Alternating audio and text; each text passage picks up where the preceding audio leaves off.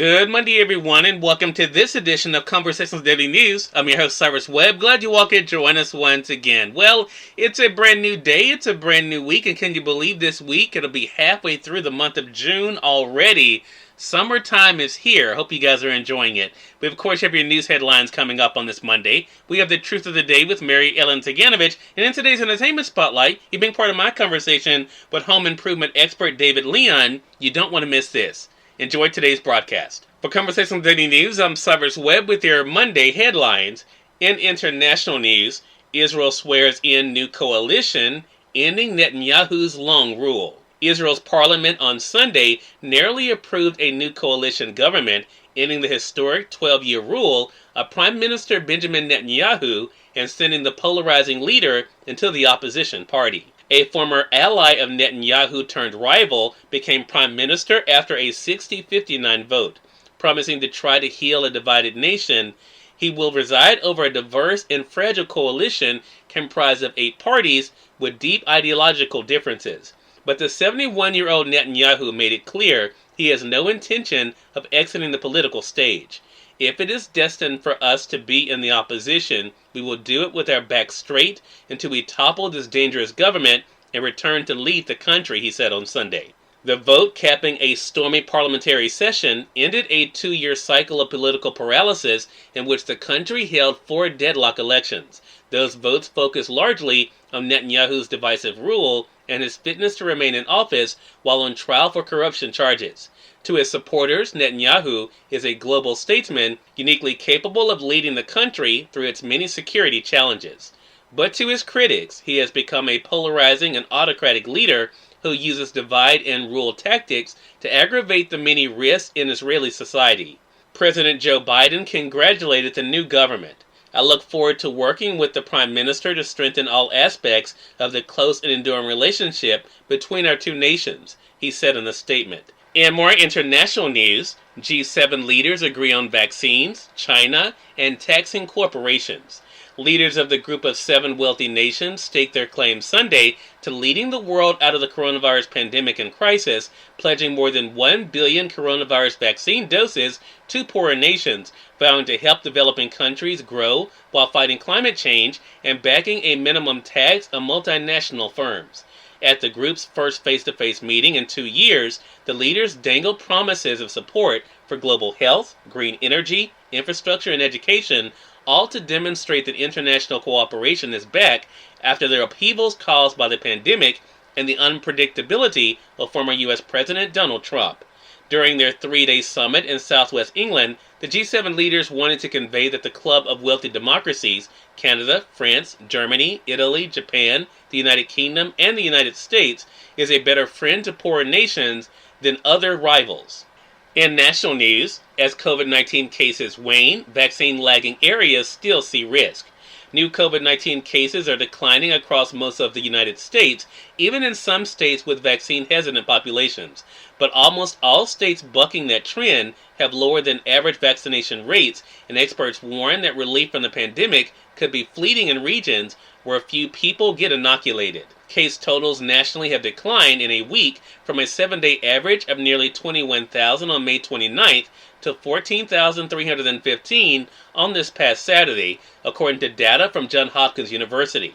For weeks, states and cities have been dropping virus restrictions and mask mandates even indoors.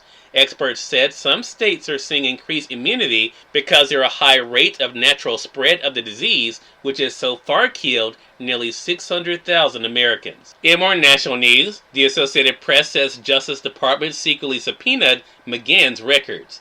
Apple informed former Trump White House counsel Don McGahn and his wife that the Justice Department has subpoenaed information about accounts belonging to them in 2018. A person familiar with the matter said Sunday, days after 2 House lawmakers disclosed they too had their information secretly subpoenaed. It's not clear yet why the Trump administration sought the McGahn's records, but the others were part of a leak probe related to the investigation of Russian-related election interference. The extraordinary disclosure that the Justice Department sought records of a sitting White House counsel and others, which was first reported by the New York Times, raises questions about how far the Trump administration was willing to go to ferret out who it thought might be responsible for damaging information about the administration.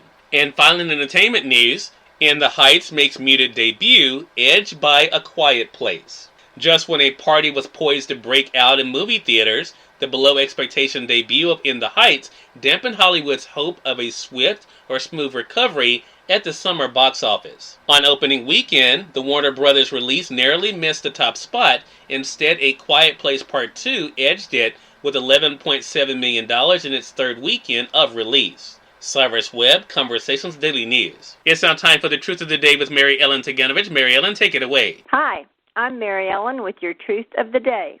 Take time today to acknowledge your growth. Regularly take time to recognize the scope of your many accomplishments. What did you learn this year or in the past few months? How will you do better in the future? Intentionally contemplate your progress instead of languishing in your past mistakes. Look closely at your life to see how you can achieve your future goals. What do you do to bring yourself pleasure or have some fun? How do you show your joy throughout your day? Remind yourself of the insights you have learned through time. How is your life different now than in the past? We are all changing from day to day, month to month, and year by year.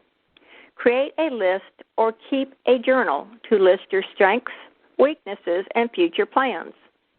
Make sure you include facts about how your future plans will come into existence. Your now moment is simply a reality you created through your choices, passions, and diligent work ethic. Today, congratulate yourself on your successes as you enjoy the day. Home improvement expert David Leon is featured in today's Entertainment Spotlight right here on Conversations Daily News. For Conversations Daily News, I'm Cyrus Webb with the Entertainment Spotlight. Home improvement expert David Leon joined me recently on Conversations Live, the radio show, to give you guys some ideas of what you could do around your home to be able to spruce things up. Here's a bit of our conversation. David, kind of give us an idea. What are some of the popular requests that you have been hearing about when it comes to home improvement? Wow. I get so many requests. I'm up here in New Jersey, and I've got they've really been stuck in their house, like you were saying, and so many different options because you're inside and you're looking around, and you want to upgrade the things that you really never thought about until you were staring at them. So, and many of us have realized that more than just a few things about our homes we need to change. And really with summertime right around the corner, it's actually here, especially down by where you are. And it's really about staying cool and saving money, and also really to being eco-friendly. So, by upgrading your HVAC system, that's really a big thing that I get a lot of calls on. And, I really steer everybody to a new system. It's called the LG inverter technology. So you can cool just one room in your house, which is fantastic, without paying to cool the whole house. Or you're going to love this. You can keep one room at 68 degrees and say your nursery at 75 degrees. And it's with a really, really quiet operation. So, yeah, it's really pretty amazing. And LG also, their certified systems with this inverter technology really saves you about 30% on your cooling and heating. So it's really, really a cool option. David, I love that, and you're right. I mean, for us here, we're already getting the 80 and 90-degree days, so I totally agree with you. It's here. Definitely a great option for our audience to keep in mind. Cyrus Webb, Conversations Daily News.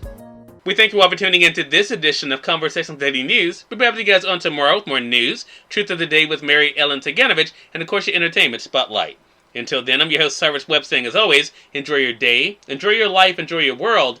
Thank you all for choosing Conversations Daily News today. Let's make today amazing. Take care.